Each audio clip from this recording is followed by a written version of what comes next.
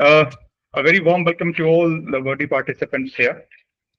We really appreciate that you've taken time off your uh, busy schedule. It was a busy day, a busy morning in Jamaica, and a relaxed evening after a hectic weekend in this part of the world. We're really grateful to you that you've joined this session and made this session lively. I'm sure we will learn from all of you. So a very warm welcome to all of you. I will start with a small introduction of this forum where we are presently at. And now, this is a forum for leadership and managerial excellence. Short name is FLAME, and the logo we claim is that we together we glow. Now, what's the vision of FLAME? We envision to be a credible and a respected forum for leadership and educational excellence, which allies approach with trust and confidence. And this vision is transformed into a mission of providing a contemporary forum for fueling leadership and educational excellence through mutually rewarding and trusted partnerships, leading to professional advancements and capacity building of its allies, thereby living the Flames logo of Together We Glow. And from this, we drive our strategy. We drive the five pathways.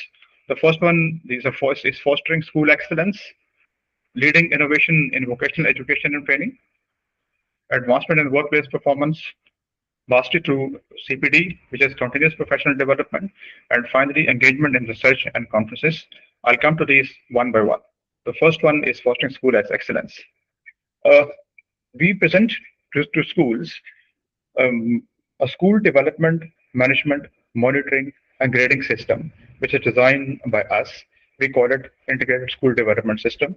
It is a holistic system whereby it helps you to focus on all the six essential cardinals of a school: the school leadership, the teachers, the students, the curriculum, the resources, and the stakeholders. And it helps you to give equal focus to all the six cardinals and develop consciously all the six cardinals in step, in unison, so that all the cardinals grow together and none of these is lagging behind. Because if some of the cardinal lags behind, it affects a dragging and a pull effect on other cardinals, and the school's development gets slowed down. So we present this ISDS for schools development, and this is already published as a book and is being presented to other schools also, and we are in consultation with schools to adopt this system for schools development, management, monitoring, grading, inspection. Okay, and we focus on school leadership training, and we prepare schools for ISO 21001 certification as well, which is the certification for education institutes. For faculty development, which you call it teachers development, we offer a set of soft skills, all listed here. You can have a look at these soft skills, but these are not all. There are other skills also which we couldn't mention here because of the space limitations. We offer these skills for teacher development, and then we do not only focus on the teachers, we focus on the students as well, because what the research says that students, most of the schools just focus on students' examination grades and quite often ignore their personality development. So we focus here on the student's personality development. For example, after the learning skills, we focus on the IT skills, the communication skills, presentation skills, decision-making skills, teamwork, organizing skills, supervision skills, leadership development, and research skill. You have seen this list, uh, and I think you'll agree with me that quite often schools overlook the development of these skills in students. As a result, your student graduate from your school with a degree or certificate in the hand, but unable to face the practical world. With this, we focus on the curriculum also, because we do not think that your standard curriculum, which is given to you by your governing bodies, is good enough or is enough to develop your students as independent thinkers, creative thinkers, and innovative thinkers. So we believe in enhancing that curriculum beyond your standardization and to bring it to the level of a curriculum which is student centered. And for sure, once you develop your teachers, your students, your curriculum, your resources have to go hand in hand. You cannot really compromise on the resources, because if your learning resources are not supporting your other developmental initiatives, your other cardinals they feel an exert or a dragging issue. So we do not recommend that your school has a learning resources beyond your requirement or below your requirement. Your resources have to match the other cardinals development. And finally, your stakeholder development. What the research says, quite often schools limit the stakeholder participation only to the parent-teacher meeting or one-way broadcast of the results of the events of the activities. Um, it's very seldom that parents or other stakeholders are taken on board as as those who got a say in schools management. We recommend taking your stakeholders for participation, for consultative sessions, and for taking their seats at the schools, decision-making bodies also. So this is where we are looking at the fostering of school excellence. The next thing is second cardinal is the leading innovation in vocational education, which is more or less same because again your vocational education training centers are like the schools. You got institute leadership, you got faculty, you got students, you got learning resources, curriculum, and all. The only difference here is there we were proposing the integrated school development system. Here we are proposing a strategic training and evaluation management system STEMS. This is a governance grade system which integrates ISO 29993, ISO 10015, and system approach to training for helping school adopt a system which is holistic in its sense and it provides the answers to all the situations from the school leadership level to the classroom delivery levels. So this again providing all the structured steps and all the processes and procedures, how to manage and how to run, how to evaluate a vocational education training center. This is the difference in your schools and vocational education. Rest all, the faculty development, same skills which you saw there, and students, same skills for the schools, curriculum development, same, and learning resources and stakeholder development. By the way, the STEMS is getting a lot of traction amongst the academia as well as the work organizations. They're showing a lot of interest in adopting STEMS for their employees' learning and development, for the universities, for their faculty professional development, and for the learning service providers to adopt this as a system for improving their quality as well. So good to see our systems, our frameworks getting a lot of acknowledgement in industry.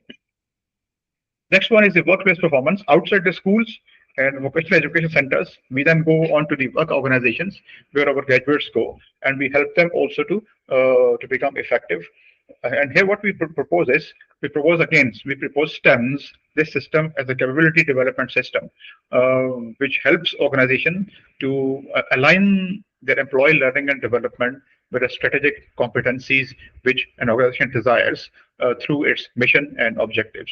So this STEMs help them to align the L&D or employee learning and development with their strategic competencies, and it takes an organization through all the stages of competency mapping, gap analysis, your learning analysis, your learning design, learning delivery, and learning validation, and then the audit, and then the review. So again, because this integrates the world famous in the ISO systems. So the strength is it brings together the strengths of various regimes to overcome the weaknesses of the individual systems. And then what we offer other than this is the human resource development, the job skills training, like, for example, the comms and IT skills, all sorts of professional development and leadership training also.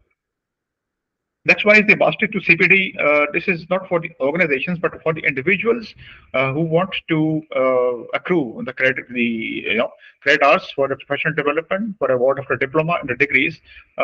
We are partnering with international organizations for accreditation and offering the CPD courses to our allies. There is the list of the CPD pathways which we're looking at the moment is business leadership and management, education and training, healthcare and life sciences, soft skills and human capital development, engineering and industrial skills, technology and digital transformation, and finance and compliance. We are developing our capacity and capability in all these areas, all these pathways, to become one single platform which people can approach us for having solutions to all their problems. The next thing is, which is something which we claim that this is our further in the cap, is the research and the conferences. You will see quite often such platforms We offer training consultancies, but not the comprehensive list of the pathways which we claim here. And you will see rarely you will find such platforms doing the research publication and holding conferences as well. In research, we got our Journal of Leadership and Educational Excellence. We just started off, and we are aiming at three issues, three issues per year. It has the four axes or four sections. From the front lines, where we publish interviews of the industry leaders. Then is the from the field. We publish practical insights by professional, and this is open to you. This section A and B, wherever you think you're suitable, you can approach us, send us your articles, and we're lucky to have an article from Nyan also. It's an excellent article. We've gathered quite a good number of articles from the professionals. Next thing is we are not stopping at the professional field. We're going into the universities and providing a platform to the students to publish their projects as well as research.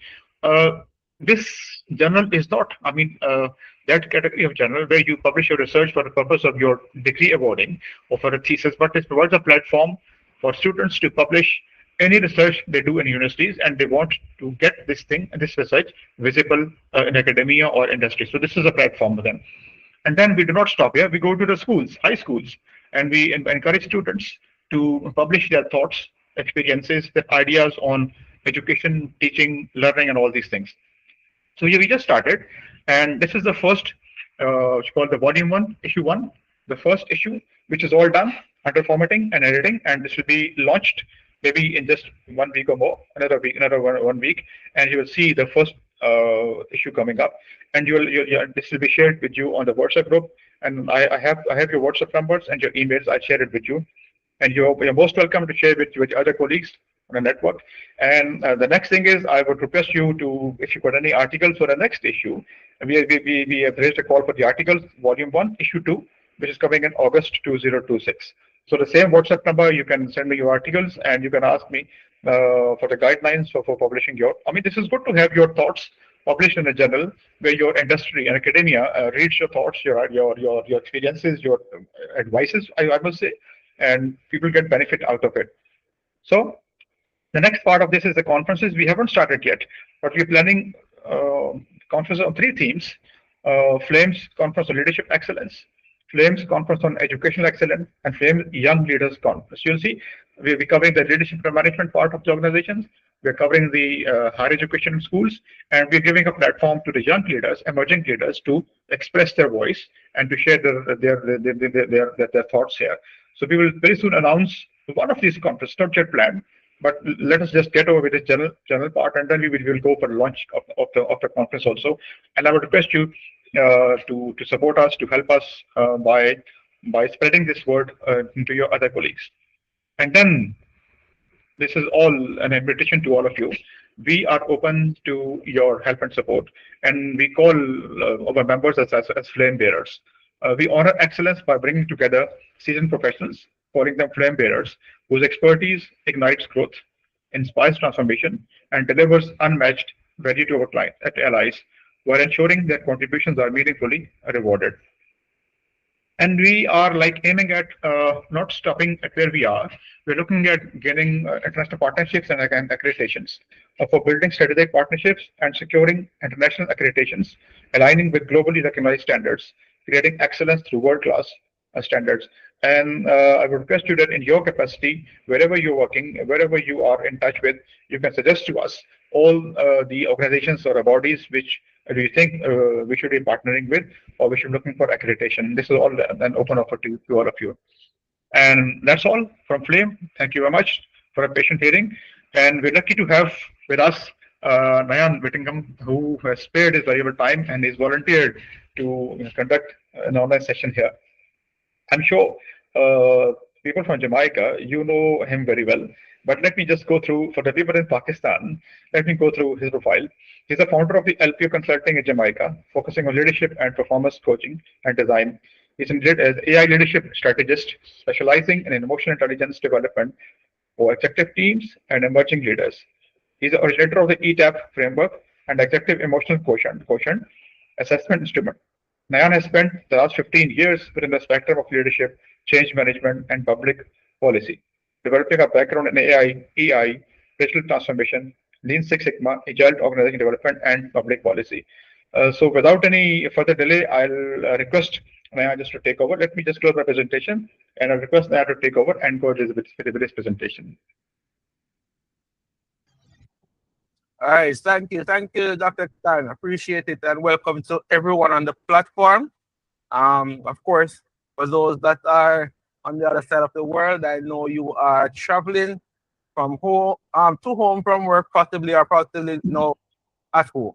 And for those in Jamaica, of course, many of us are just waking up and heading to work or heading to school or heading on the road, dropping off kids. So we do appreciate the sacrifice you made to be here with us this morning. Definitely. And so that I will, as we try to manage our time, we will just move right into the meat of the matter today.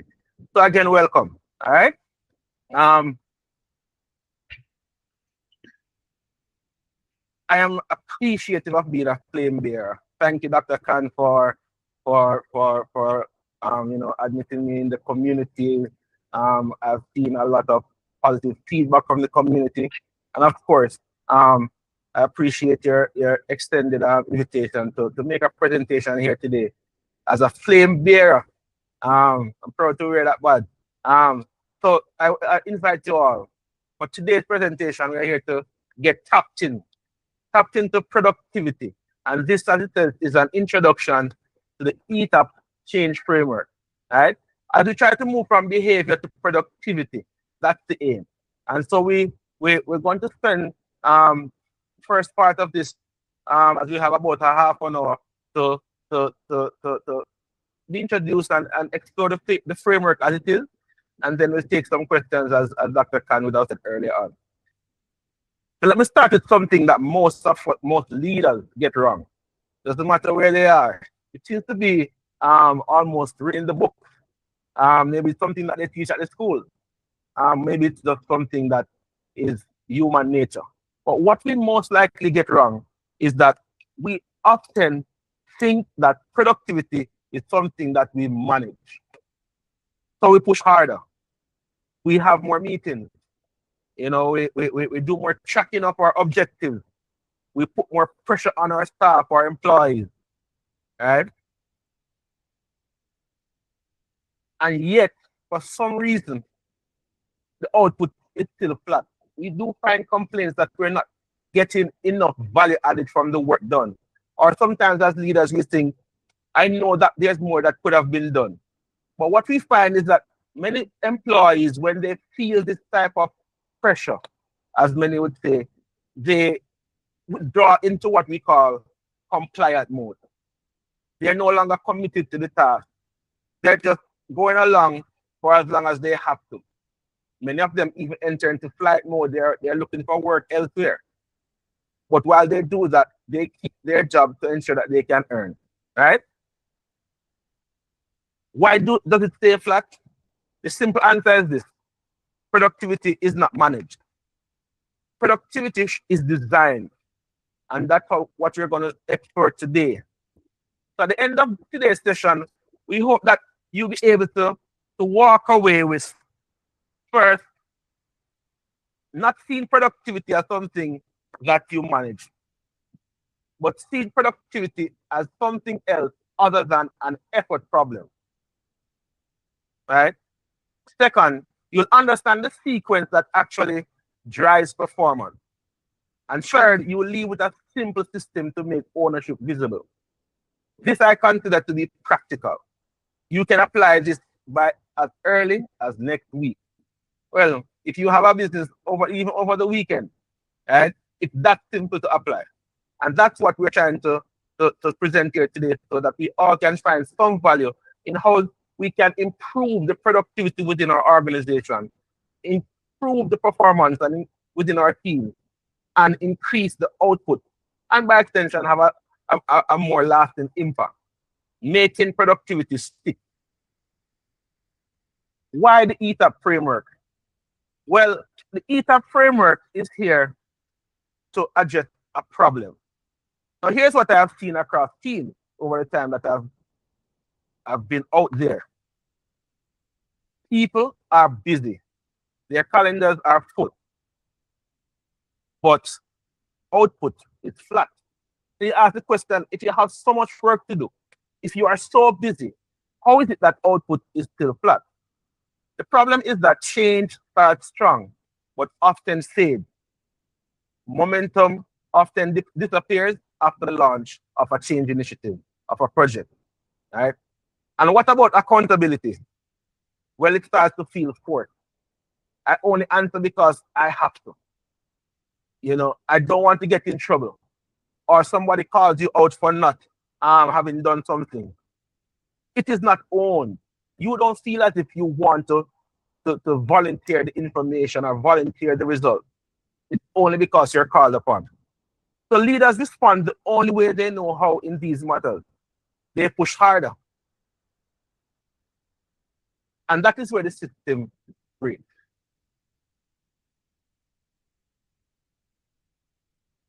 We have built great models and great frameworks. For those that have gone on to specialist schools in change management or organization development or leadership or strategic leadership and management, we've come across these models, these frameworks. And they have become so popular and so embedded.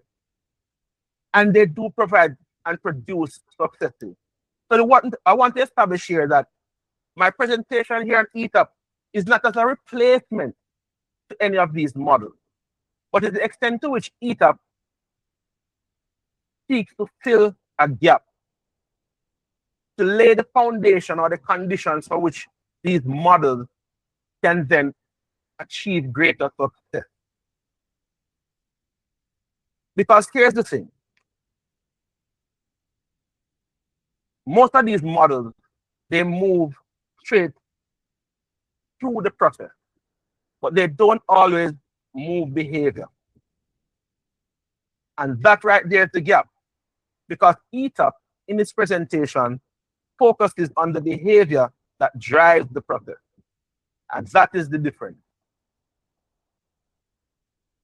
In a perfect world, you would have ETAP starting the process by laying the foundation and allows for a popular model like ADCAR that many change practitioners today are familiar with and apply to then launch all the technical aspects for the success to happen. Creates this type of commitment to the change, to the work to be done, to the objectives. Because it addresses what many other models, for example, the bridges transition, as you see here, will often speak to people, where it wants to engage how people feel about change. But that is when you're going through change. What about when you are required to be a part of a team and produce within that team and work with other team members, and you have a leader, a manager, a supervisor, and how that behavior of your direct report, yes or no, makes you feel? That is where ETAP comes in. Because ETAP proposes to move the behavior that drives the process towards change. So as we identify that problem, we must then reframe. Effort is not the bottleneck. This is the shift. The system is where the issue is. Teams are already working hard. For those that are on the call that are leaders, you can attest to this. My team works hard. My team produces reports. Every week, every month, I get some update of something happening. I hear them talking about how tired they may be, that they need rest. They take all the necessary days off possible to get some rest to refuel. Because they are working hard. They wake up early and they go to work and they leave late. But at the same time, we identify that the output is flat, that there's something missing. What that something is that the system around them is not strong. It's not converting their effort into results. So instead of fixing people, we must design better systems. Shift the focus from people to design. And that's what the ETAP formula is anchored in. It's anchored in the idea that creating more productive teams, more productive organizations, more productive people is proportional to emotional intelligence, trust, and accountability. If people don't feel safe, then they won't work. One of the things you want to appreciate about this formula is that it emphasizes that there's multiplication, not addition. What this simply means is that if one element within the sequence is zero, then everything is zero. You can have great strategy, but not trust. And output then collapses. So when performance drops, don't push harder. Find the zero. You know, in our early years, we would have all been introduced to mathematics as a subject. And one of the first and earliest rules we learned is that any number multiplied by zero returns zero. And that is the basis upon which ETAP works. If emotional intelligence is zero, then trust is zero. If trust is zero, accountability is zero. If accountability is zero, then you will have low productivity and low performance because it is built on multiplication across the sequence. That's what ETAP is about. The sequence then says to you, follow the order, because skipping any stage collapses the next one. The order matters. You cannot skip stages. Let me repeat that. You cannot skip stages. Never skip a stage, because each stage within the sequence fuels the next, right? If you have no emotional intelligence, you have no trust. If you have no trust, you have no accountability. If you have no accountability, you have no result. Again, each phase fuels the next. So, onto the ETAP. Emotional intelligence, trust, accountability, create greater productivity. ETAP. Productivity is proportional to how well you establish emotional intelligence, how well you establish trust, and how well you establish your accountability, right? And so we start with the most basic of the framework, which is emotional intelligence. What does that mean? That simply means that you create a space where safety feels natural, where you feel that there's safety to speak up. That's where the emotional intelligence comes in. If people don't feel safe, they don't tell you the truth. They tell you what sounds right. I say that again because it may need to be repeated. When people don't feel safe, they don't tell you the truth. They tell you what's right. Because what's right isn't always the truth. Because what is right may be framed in the rules of your organization, right? The modus operandi, what you expect, because that's right. So you go along according to the rule. But what about when your team goes out and experiences a truth that they feel I cannot bring back to you because they may be scolded? They will tell you what's right. Well, I went in and I said good morning, and I gave an early introduction to what we're about, and I went into the presentation. But they won't tell you the truth that it was not received well, that people were skeptical, that they got a lot of pushback because they don't feel that the space is safe for them to speak. So they tell you what's right because these are the instructions they were given. And so emotional intelligence within the ETAP framework encourages us as leaders to create an environment where we can raise the speak up rate, create psychological safety for your team, surface unspoken tension early within the sequence. Reward candor, not consensus. It's okay if someone in your team challenges an idea proposed. It's okay if they make a recommendation that you may not be off the bat ready to accept. It should be okay. Encourage that because that is the space within which innovation exists, where collaboration exists, where initiative takes root and is anchored. Where people don't feel safe, these things disappear. And a lot of times, this is the cost of productivity within the sequence. As you try to gauge how your team feels, one of the first practical tools that can be applied within the ETAP framework is what I call the 30-second rule. What does that mean? You must be able to identify when tension rises.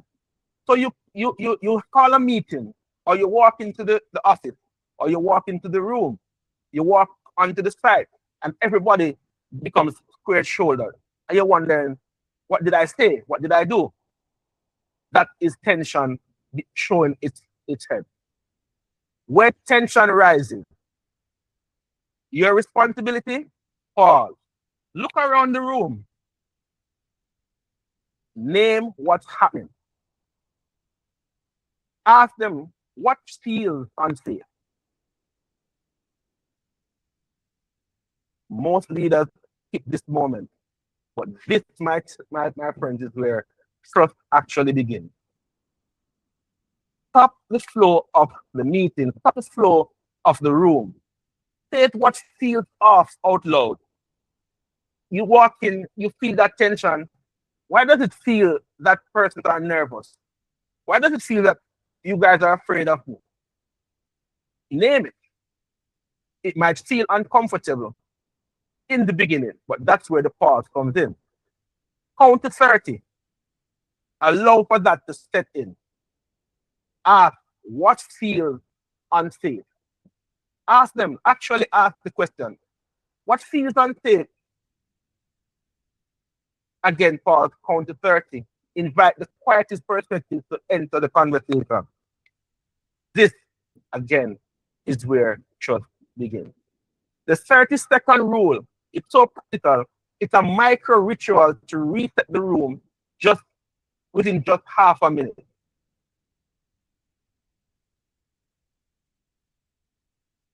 Trust, the second in the phase in the sequence. Trust equals the loop close rate. And what do we mean by that? We mean that trust is measurable. It can be measured weekly and should be measured weekly, not annually. When you are able to measure activities, it becomes visible to everyone on the team. When it becomes visible to everyone on the team that something is actually being produced, it improves through micro promises. The fact is, trust is not a feeling. Trust is actually a math problem. How? You make promises and then you keep them. So it's about promises made. 1, 2, 3, 4, 5 promises made. Promises kept. 1, 2, 3, 4, 5 promises kept. You can measure it. You can count it.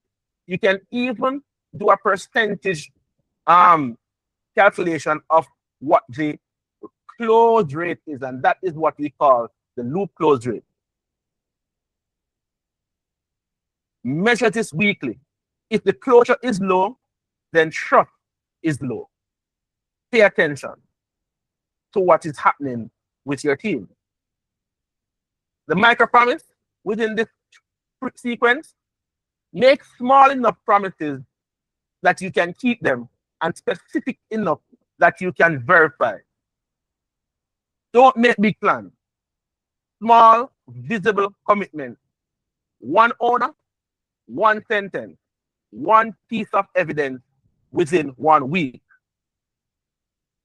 The fact is, people don't argue with evidence. because this is where accountability becomes real. It's not a micro promise if you can't deliver it within 7 days or less. If it takes more than 7 days, it means that you are making plans.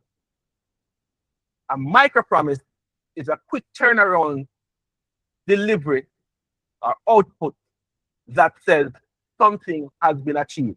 It signals to your team that if I tell you I'm going to reach out to a stakeholder on your behalf, if I'm going to get you some resources so you can start your assignment, if I'm going to ensure that you have water on a site that is cold, so you have cold water, so you can refresh yourselves along the day within as far as the sun is hot, then deliver that within the 7 days, because they're looking to see if they can trust in their leader to be reliable. The extent to which each team member can say, what I asked for has been delivered upon, tells the entire group as a single force that we can trust and we want to be committed to our leader, because all that we need to be successful will be supported, will be provided. That is how the micro promise works. Accountability. Now, accountability, it does not come from pressure. Pressuring persons to speak up, pressuring persons to deliver on a report, hammering in their head that these are the objectives will not mean that they are being accountable. It comes from visibility. Everyone sees every promise. Misses are named, not punished. So when persons don't meet a particular target, don't make them feel as if they're going to be punished. Name the miss and then position yourself in a way that you're offering help to fix the problem. Patterns are surface, not hidden. Right?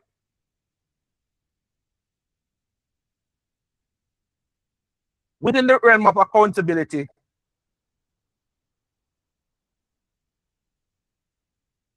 we can say that the sequence would have come full circle, where emotional intelligence has been created, trust has been established, accountability has been built to the delivery of the micro promises. And this then tells us we can go into what we call a cadence, a repetitive pattern that allows for behavior to become consistent. Now you're building a system. And this is where another important aspect of the model comes in, the weekly huddle. 15 minutes every week, not every day. 15 minutes per week, whichever day you choose. Most likely the earlier in the week, the better you will be able to measure the return on the investment in your 15 minutes. This 15 minutes can protect the rest of the week. Once a week, check, did we deliver? Surface, what's blocking the closure of the delivery that you're supposed to do? This is a conversation. 6, what changes by next week for us to be able to deliver on our objective? Within this 15 minutes, it's important. No slides, no theater, just plain truth. This replaces most status meetings where persons posture and try to present themselves as more important or better or a better, higher performer. No, this is just a conversation. Some people might refer to this as a little powwow. You're just having a huddle. You're having casual conversations to determine how your reports are getting on. What affecting them or stopping them or being a hindrance to them getting something done, and then offer them a fix. The outcome, shared truth, faster decisions, fewer surprises. This is the power of the weekly huddle. This leads you to set the stage for productivity to begin. And this is measured in the outcome, not the input. Output replaces activity report. Outcomes are tied to the value that your customers get. Energy is reinvested, not spent. This is the energy, the effort that comes from your team. Value it. Productivity is a byproduct of when emotional intelligence, trust, and accountability are all working, then output follows. So we don't chase productivity, we build the conditions for it. And this, again, is what the ETAP framework is proposing as the pillar of the gap where other change management frameworks may have missed the mark. How does this then get done? The ETAP framework, again, we mentioned it so many times throughout this presentation, it's created to be a simple application. Some would say as easy as 1, 2, 3, as easy as ABC. Because what we're trying to do is build culture. And many persons believe that culture must set it over a longer period. But the research continues to show that if things are repetitive and disciplined, then habits start to form. And when habits start to form, then stability starts to take place. And so you can then build a system literally in 90 days. And so the ETAP framework proposes a 90-day rollout. Sequence, it says, is the discipline. Pace is the leadership choice. In the first 2 weeks, your only responsibility is to establish safety within your team. Establish emotional intelligence. Weeks 3 to 5, build on trust. This is where you start to capture, document, and measure your loop closeout rate. Deliver on micro promises. Update your micro promise ledger. Because as soon as you make a promise to be delivered, you put that in your ledger. Within 7 days, you're supposed to fill out the next quadrant of the ledger to say, promise made, promise kept. I know a lot of politicians often use this on their platform. Promise made, promise kept. But does it take place within a 7-day period? Or as short a window as possible for you to say it is sufficient? Did it take too long so that people start to raise questions about whether or not they can trust this leader? Is it just grandstanding? Was it a plan and not a micro promise? So we propose micro promises and updating your ledger within the first 3 to 5 weeks. Within weeks 3 to 5.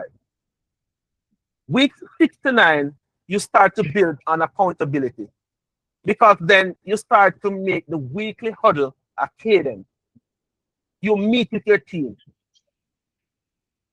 with no slides, no theater, no dramatic grandstanding, no presentations, no dashboard, just a 15-minute conversation that takes you to being able to open up a space where truth can be shared, not just what is right. We return to the idea that we don't want our teams or staff to be compliant. We want them to be committed to the task at hand. So that by week 10 to 13, productivity would have set in. And that is the outcome metric. So what does it take then? Leaders must be committed. Protect the system. Measure trust. Exit when stable. Exit when stable. Because if it depends on you to be there for it to work, it is not a system.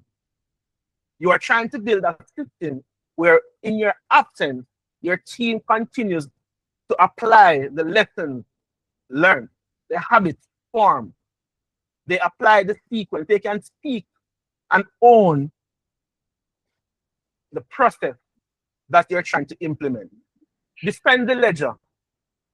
Defend it like your life depends on it, because it is your way of tracking the work that you're doing. Public, weekly, and accurate. Measure your trust. Treat the loop close rate as a board level metric.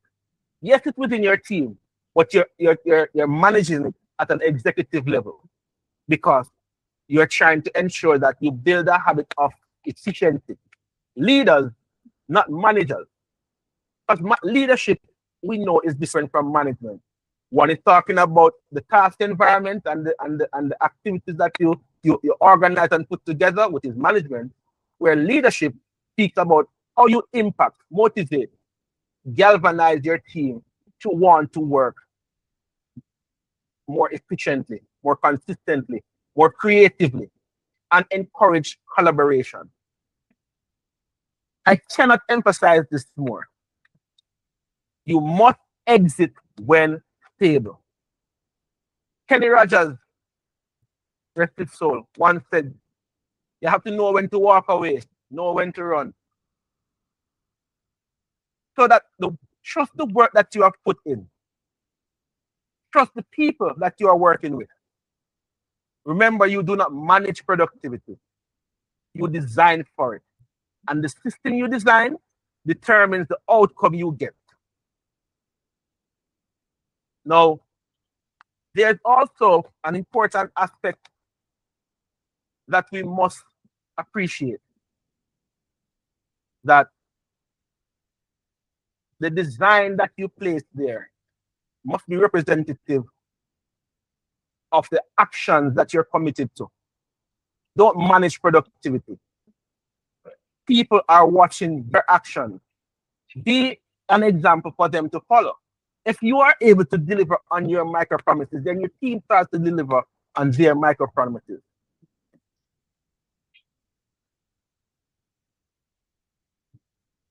Within the ETAP framework, and what makes it so simple is the fact that it comes with what I call the ETAP canon.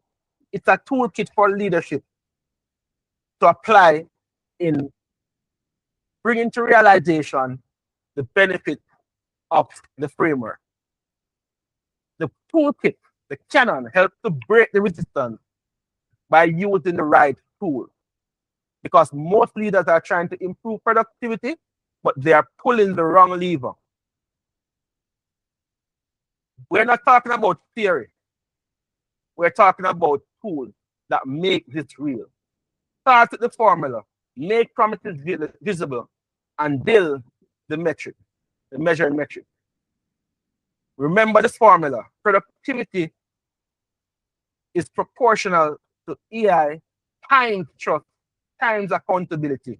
Wherever there is zero, return and make it at least return to one. Coach it back to one. Because the multiplication across the sequence determines how productive your team is. Resist the urge to push harder. Diagnose with the lowest variable. Whichever is at zero, that's where you start. Fix that one first, and the others will fall in line. Never attack productivity directly. That's an example. I'm going to skip through this a little bit quickly because of our time. And so we're going to appreciate what some of the tools are in name. And at a later date, at some other time, we will explore and can explore all the tools in more detail. You can reach out to me and set up a call. We can have greater conversation on what the toolkit involves and how each tool works. But there are 9 tools. Start with the formula. Tool 1. Tool 2 speaks about the micro promise ledger or tracker. Make one promise. Have one owner. One piece of evidence by a particular time period. If it requires IT to be involved, that means it's a project. It's not a promise. If you have to step outside of your team to get it done, where the owner no longer exists within your team, then it means it's something that needs to be revamped.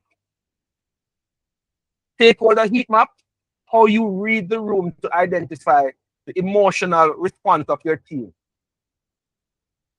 Start with low power and high interest. People who have low power but high interest in the change, they're sometimes the ones, they're oftentimes the ones that you must pay attention to, because they spread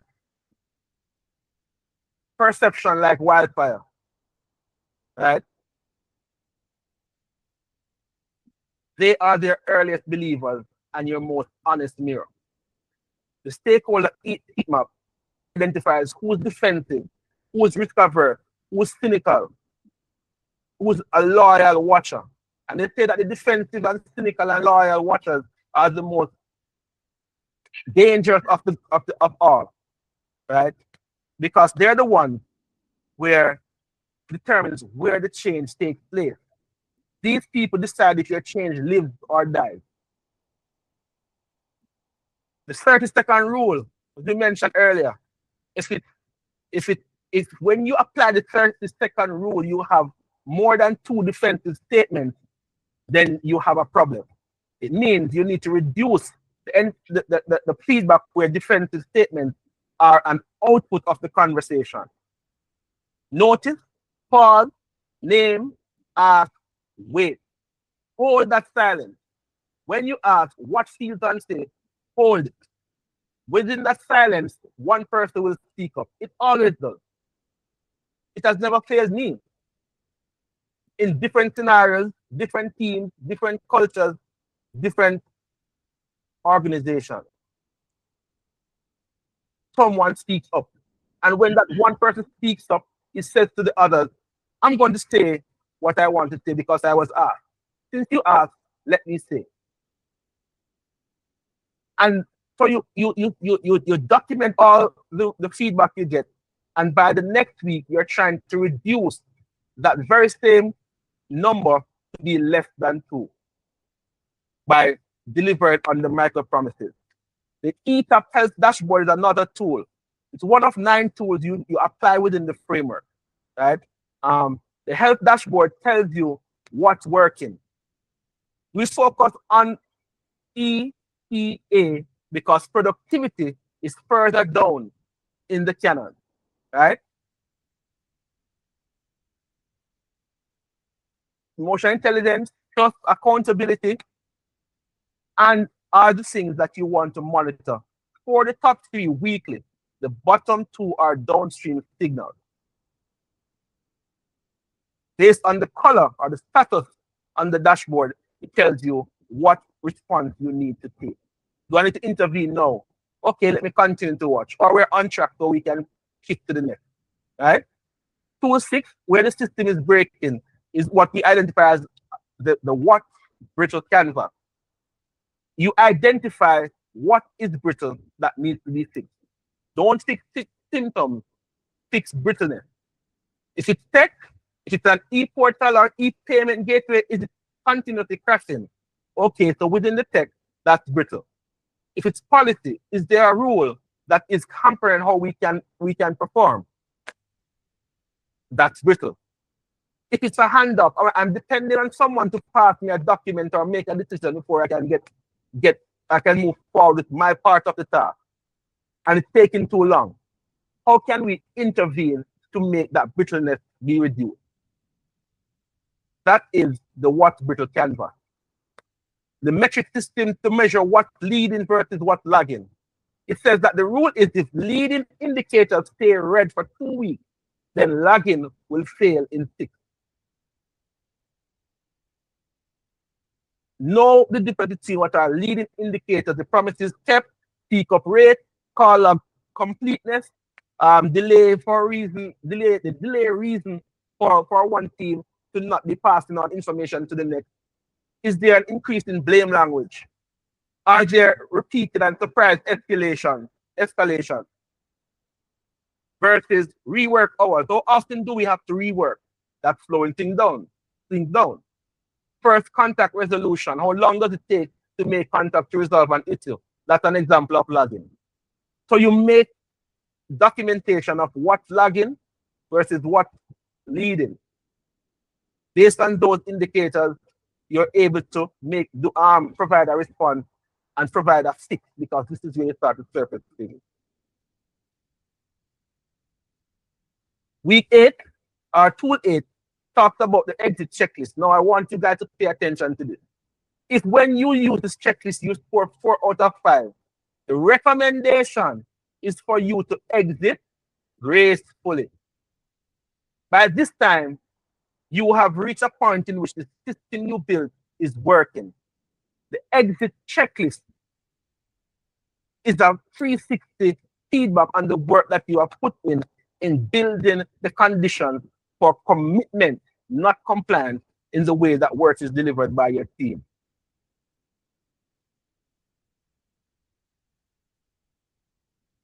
And of course, the weekly huddle.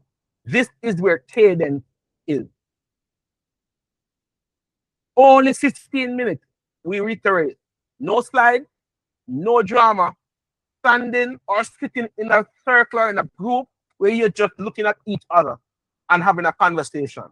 Only 15 minutes of conversation. You can do it. We must resist the urge to speak too long. Check what's going on. Where are you with what you have doing? What has gotten hard since you started? Okay, based on this, let me see how I can help to fix the issue. One micro promise. And of course, the appreciation clause. Name the contributor, name the contribution, no repeat, 2-week running. Watch confidence and motivation and trust build right in front of your eyes.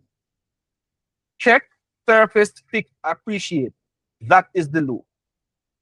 No slide, 15 minutes, every team member. The conversion, that means that emotion grows into trust. Trust grows into accountability. Accountability grows into output. Because you're aligning first the ability for persons to be heard, named, and met without judgment. That leads into being able to making promises visible and consequences fair. And aligning evidence with attention week after week. You are building habits. This is the formula for building commitment, change to the change that will for the long haul. If the system stopped where you leave, it was never a system. So I implore everyone on this call, design for your absence. That is the test. Design the system so that when you are not around, the persons that you work with can pick up the mantle, as Dr. Candida said, pick up the flame and travel to the next destination, because we want to build flame bearers. You do not manage productivity, you design for it. Thank you.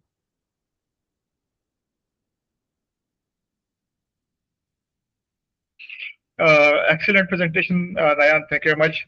I think we stand enlightened today on the role of emotional intelligence, trust, and accountability in raising the productivity. I must say one thing before we move on to the discussion, that the most difficult thing in the world is to design an easy system, and Nyan has done it. Nyan, thank you much for making this thing so easy for us. And with this statement, I think we're open to any questions, discussions, wherever we feel if you like to please shoot a question, please. Please go ahead. Thank you.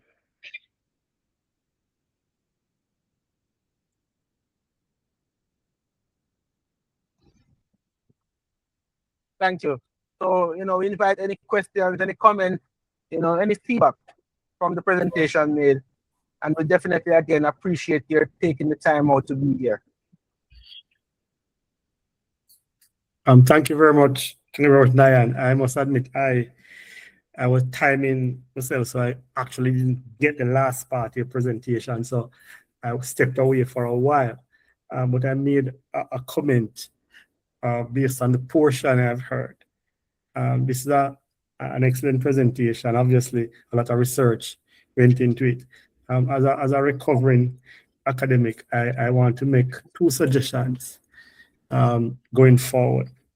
I would love to see the presentation move into a training manual or a training module, because I think that is where the value is. The present work I do, I recall you said, all the other disciplines and the fields, and this is not replacing any of them. This is really trying to plug a gap. I agree with you. In order to plug that gap, we now need to translate this wealth of research into what I would say a manual, a module, something that you can move to any organization that would have identified this gap and help them to plug it. If outside of the academic space, this will go on a shelf. It will not be utilized. It will go on a shelf, and I don't think a shelf is where this belongs. I think this really needs to be part and parcel of some continuous learning program for government or private sector. I think this can become a part of the work that is being done by a lot of consultants in the area of strategy and project management, for example. So I just want to commend you and say, take some time, more time, and convert this presentation into a training manual with training materials, because it is something that I see bringing a lot of value to both, government, non-government, and private sector. So congratulations, Nyan. Looking forward to you taking on this suggestion.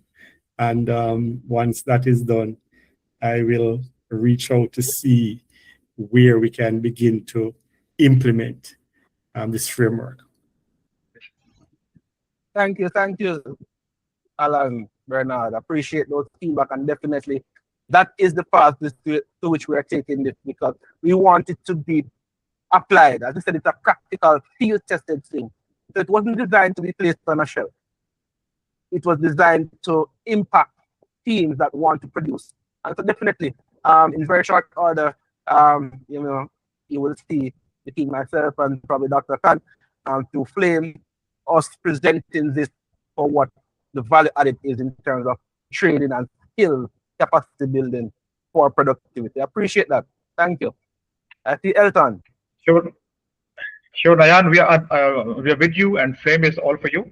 So this is a very good suggestion that we should make it sort of a practical, applicable guide for people to implement it, and this is a good idea. So this Flame is yours.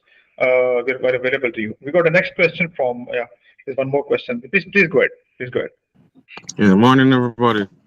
Yes, Nyan, awesome presentation. I too was kind of in and out because I was on the road dropping off on traffic and so on. But you mentioned, you said that when the staff or the team go into compliant mode, right?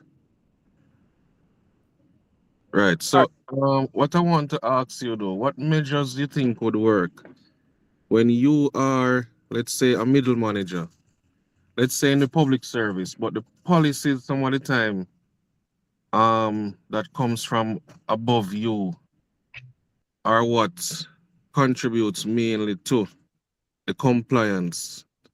That what contribute to the staff going in compliant mode. What policy do you what measures you think a middle manager can take to address some of those issues that would have not been so much arisen by your management or your policies, but they would have come from above your level, right? All right, excellent question, Elton. Thank you for that. And one of the things that the ETAP framework does underscore is that irrespective of where the tension, remember it talked about naming the tension that exists, so that as a middle manager, you don't want to assume what the team is feeling. Even if it is that you feel a huge pressure coming from policies and rules, your team looks to you, not from management, organizing the task and telling when the deadlines are. Not only that, but for leadership, for support, for you to protect them. within the space so that they can deliver for you. So that even though there are rules within the organization, there are standards, your team first looks to you for some guidance. And so, as a middle manager, for example, in an organization with a team, you want to check where the tension lies. And that is where emotional intelligence becomes your greatest weapon. By saying to your team, listen, we're not going to talk about what the work plan is. We're not going to talk about the objectives for the week or for the month. We're just going to have a conversation. Are you okay? What's going on with you? Naming that tension or that pressure by sitting with them and saying, I see you guys look as if you are overwhelmed. That's a feeling. Okay, what makes you feel so overwhelmed if that is the case? And then you count to 30, literally count to 30. Within half a minute, you will find that one team member breaks. Because what you're seeking here is the feedback that allows for you to be the intervening force towards applying a fix. And the fix is start by making micro promises. So that, yes, as a middle manager, you are literally the buffer between the team that you manage or lead and what rules and instructions come from above. Because based on that tension, you can then go and represent to the relevant authorities above you that these are some of the challenges that you're facing, and these are recommendations that you would want to apply to make it a little bit easier to meet the target. And always, if you can, put a value to what is being lost if the intervention is made by those you report to. That they see that there's a cost-benefit analysis to the feedback you're bringing. Rules will always be in place. You can't go around rules within the workplace. It's how you position your team to be able to facilitate and manage those rules, right? And so that's my recommendation. Start with being tapped in to your team's emotional state and positioning yourself to provide that those fixes through micro promises, because that is what builds trust in you as the manager to be able to represent them, that they don't have to defend themselves or be shut down. They become committed to you. It's a bottom-up approach to leadership, I would say, because that's where the bulk of the effort within any organization is. And if they become withdrawn, then the organization, no matter the investment or the rules or the policies, will fall flat. Nyan, can I add something here? In a large organization where there are multiple departments working at par, and there are teams of the teams, large team or small teams. My take is that there has to be an ETAP within an ETAP. It has to be downwards. It has to be lateral as well.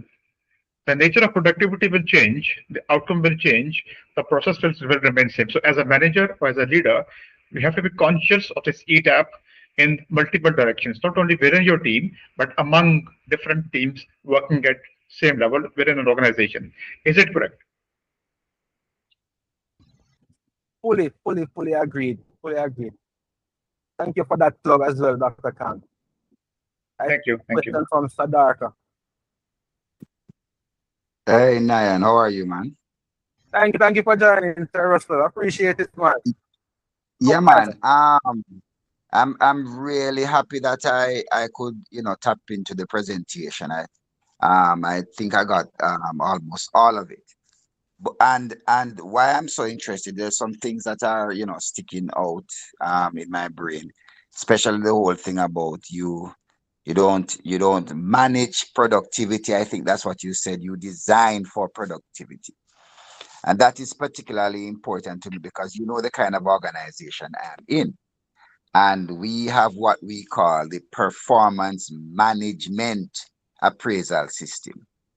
And because we are so big on what we call productivity and key performance indicators, weekly key performance indicators.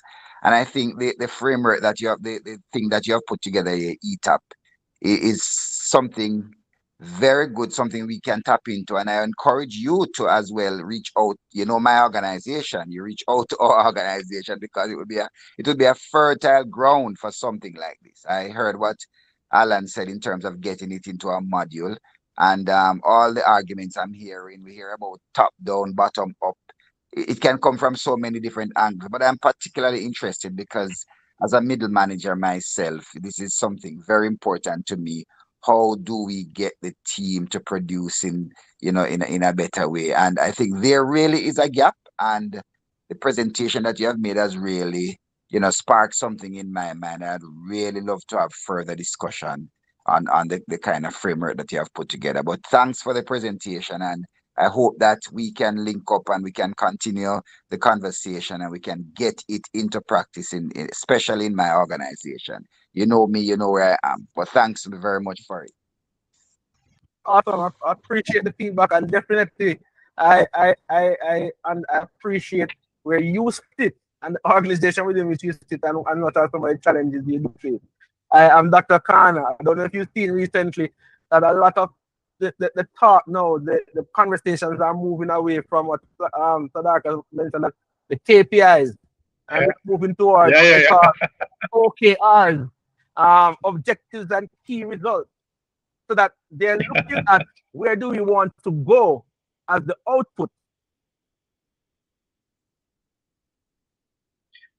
For us to measure you at the beginning. So part of the presentation would have said, we want to manage for the results, for the outputs, and not for the inputs, so that we create the foundation and the base for which those results and objectives can be met by catering to the conditions that facilitate it.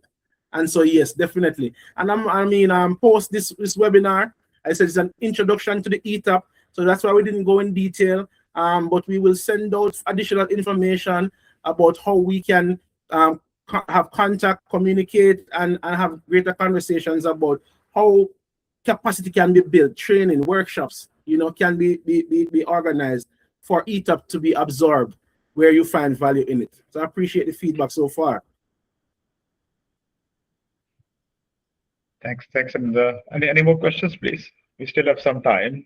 So it's entirely up to you. We are available. Nyan is available. It's entirely up to your schedule. You can stay here. You can ask more questions. If you got something urgent to leave, you're most welcome. This video will be available by tomorrow evening on the YouTube channel, which link is shared to you. So it's entirely up to you. So please ask any questions you have, anything.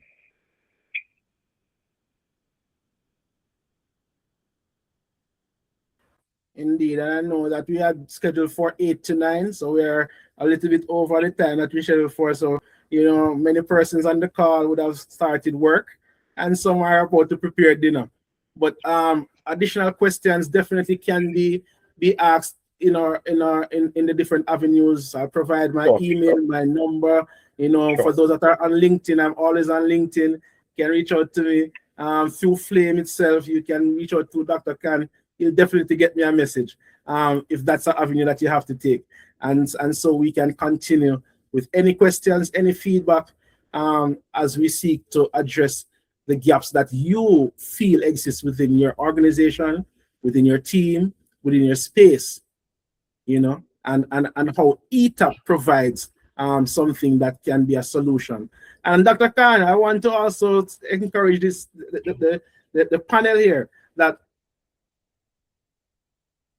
while we embrace change, and one of the biggest changes we see happening now is the use of artificial intelligence, which created my virtual office. I think it looks nice. Some nice books on my bookshelf. But it is how we do it with emotional intelligence, prompting the AI to be mindful, to be cognizant, right? To be aware of what you're trying to achieve. So that part of my series moving forward, as I have a newsletter, the Diary of a Change Practitioner, will also be speaking to how ETAP enhances the use of AI. So looking forward to seeing everyone here in other forums, and definitely again thank you for joining, and thank you for listening and the feedback provided. Thank you very much, Nyan, for such a enlightening session. We really we really understand the usefulness of this ETAP simple model, yet significant and close results with your productivity. Once again, formally, I thank all of you, all the worthy participants who are here, for sparing your valuable times and being with us. Thank you very much. I will share the link to the Flames LinkedIn page and the Flames WhatsApp channel on the WhatsApp group we have formed. And I request all of you to please link with Flame for further such sessions. Like we had today by Nyan, the other flame bearers lined up also to give such sessions which are useful for us. So looking forward to your participation in future sessions also. Once again, Nyan, thank you very much. On behalf of the Flames community, on behalf of the participants, for sparing your valuable time in the morning and having a cup of tea instead of your coffee and just waiting for your breakfast to come. Thank you very much. All of you, all the best wishes. Thank you. Thanks, Nyan. All the best wishes. Thank you. Bye-bye. Thank you. All right, bye. All right, thank you. Appreciate it. Thank you. Thank you. Have a great day and great evening and great morning to everyone. Thank you once again. Thank you. All the best. Thank you. Thank you very much. Thank you.